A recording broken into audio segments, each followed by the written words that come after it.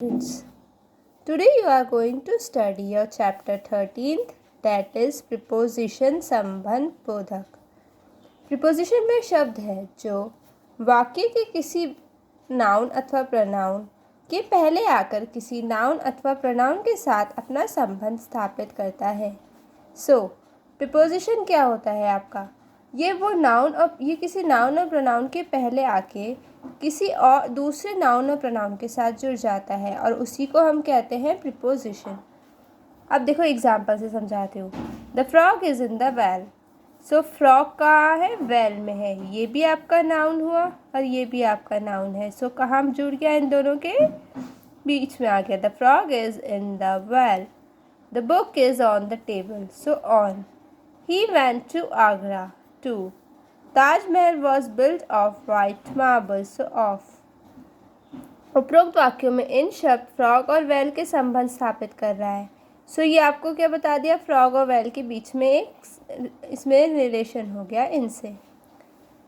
On शब्द book और table का संबंध स्थापित कर रहा है। ये टेबल और बुक के बारे में बता रहा है। ऑन की बुक कहाँ है? टेबल पर है। टू क्या बता रहा है? ही और आगरा के बीच में। ही वो गया, कहाँ गया? आगरा। टू। ऑफ शब्द क्या बता रहा है? ताजमहल और वाइट मार्बल के बीच में संबंध बता रहा है और हम इन सब को ही प्रीपोजिशंस कहते हैं। मुख्य प्रीपोजिशन एवं उनके प्रयोग। अब आपको यहाँ कुछ प्रीपोजिशन बताया और उनके यूजेस बता रहे हैं कि उनको कैसे यूज़ करना है। एट के प्रयोग। छोटे स्थान के पूर्व। आई लिव एट लाल बाग इन उदयपुर। कोई छोटी जगह है तो उससे पहले लगाना, जैसे अब उदयपुर से पहले लगा दिया एन। गति तथा निश्चित तापक्रम के साथ। कोई स्पीड है या कोई टेम्परेचर वगैरह है तो उसके साथ। Apples are sold at 100 rupees a kilo. Fix है 100 rupees at. Water freezes at 0 degree Celsius. He drove his bike at 90 kilometre an hour. At. घड़ी का निश्चित समय, दिनों तथा अवधि प्रकट करने वाले पर्वों के पूर्व। अब जो आपको कोई एक फिक्स टाइम बता रहा है, कोई दिन है या कोई परफेक्ट कोई अवधि, कोई काम बता रहा है तो वो सब उससे पहले आता है। I shall reach you at 8 o'clock। Time बताया at. He came home at Holi. Specific festival है यहाँ आया एट। We had snacks at evening. कब? इवनिंग में। एट। ऑन के प्रयोग। ऑन को हम कब यूज़ करते हैं? के बारे में के अर्थ में। कभी ऐसे किसी का सेंटेंस में आ रहा है के बारे में, किसी के बारे में बता रहे हैं, ऑन यूज़ करेंगे। She is writing a story on Kalibai. वो स्टोरी लिख रही है किसके बारे में? ऑन। अब आया था ना के बारे में तो ऑन। दिन, तिथियों व दिनांक के पूर्व। कोई दिन, कोई तिथि लिख रहे हैं या दिनांक है उससे पहले। Ram will go to Chittorgarh on Monday. He was born on 26 January. किसी कार्य का साधन बताने के लिए। Don't talk here on phone. Phone पे बात मत करो, तो हमने बताया फ़ोन पर बात नहीं करनी है, तो उसमें ऐसी जगहों पे क्या यूज़ करते हैं हम? ऑन। किसी वस्तु के किसी सतह या धरातल पर स्पर्श करते हुए टिके रहने के अर्थ में। अब ये जो है ज़मीन से टिकी भी होती है, टेबल, मैट, तो हम इन सब पे क्या लगाते हैं? ऑन। जो ज़मीन से टिकी हुई है, उस पर टच हो रखी है, उन चीज़ों पे हम लगाते हैं on. The book is on the table. Table कहाँ होती है? फ्लोर पे होती है, ऑन।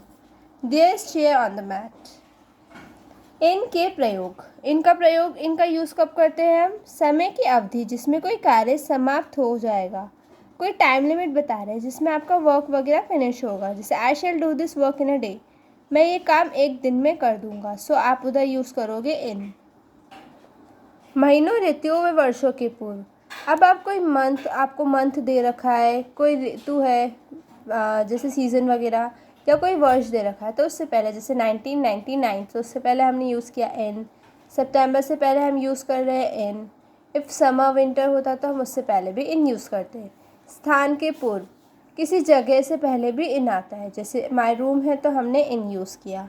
जयपुर, उससे पहले इन यूज़ हुआ है। परिवहन का कोई साधन बताने के लिए।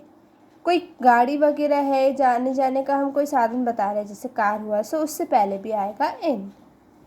फ्रॉम के प्रयोग। अब फ्रॉम को कब यूज़ करते हैं हम? स्थान, व्यक्ति, समय या किसी भी बिंदु के से प्रस्थान करने के अर्थ में प्राय टू के साथ किसी वस्तु, नेम, प्लेस, एनिमल, थिंग या इन सब का कुछ बता रहे हैं, सो हम तब फ्रॉम यूज़ करते हैं। कारण आदि दर्शाने के लिए कोई रीज़न वगैरह बता रहे हैं कि वो इस रीज़न से कुछ है, सो हम फ्रॉम यूज़ करेंगे। जैसे Ravi suffering from typhoid, Ravi typhoid उसको हो रखा है, सो हमने यूज़ किया फ्रॉम। क्या हो रखा है? कोई कारण था, सो वो उससे पहले हमने यूज़ किया फ्रॉम। वस्तुओं का प्रयोग तथा परिवर्तन दर्शाने के लिए, सो वस्तु, कोई चीज़ का यूज़ वगैरह बताने के लिए, तो पेपर किससे बना है? वुड से, सो हमने वुड से पहले यूज़ किया फ्रॉम। अंडर के प्रयोग। अंडर हम कब यूज़ करते हैं? जब कोई सतह के नीचे कोई चीज़ रखी हो, जैसे बैट के नीचे कुछ है।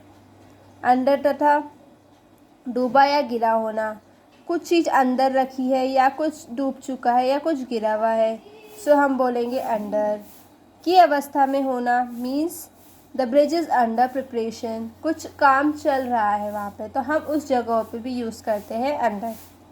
ओवर के प्रयोग। किसी कार्य में लगे होने या समय गुजारने के अर्थ में, सीधे या लंबवत ऊपर होने के अर्थ में, एक छोर से दूसरे छोर तक के अर्थ में। अब ओवर हम कब यूज़ करते हैं? जब कोई कार्य कर रहे हैं, उसका समय गुजर रहा है।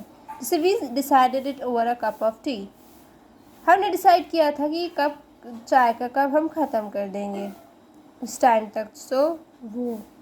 सीधे या लंबवत ऊपर होने के अर्थ में, अब जैसे है स्काई कहाँ है? हमारे सिर के ऊपर, so over. There was a roof over the room, हमारे छत के ऊपर रूफ है, सो उधर ओवर यूज़ हो गया। विथ के प्रयोग। अब विथ हम कब यूज़ करते हैं? साथ या संबंध बताने के लिए, किसी के साथ है या किसी से रिलेशन बताना है कि हमारा ये रिलेशन है, हम ये लगता है, सो हम वहाँ यूज़ करते हैं with. She went there with her sister, वो वहाँ रहती है अपनी बहन के साथ, सो ये रिलेशन बताया, वो मेरी बहन है, सो विथ। ठीक उसी समय के अर्थ में, जो काम हो रहा है उसी टाइम का बता रहे हैं, सो आई राइज विद द सन, मैं सन के, सूरज के उठते जैसे ही होगा मैं उठ गया। साधन, औजार, हथियार आदि के प्रयोग करने के अर्थ में, the Hunter killed the tiger with a sword, जो हंटर था उसने टाइगर को मारा स्वॉर्ड से। ठीक, सो इससे स्वॉर्ड, तो विथ आ गया। अब आपका चैप्टर कंप्लीट हो चुका है, आप लोग इसे अच्छे से समझना, and thank you, have a nice day.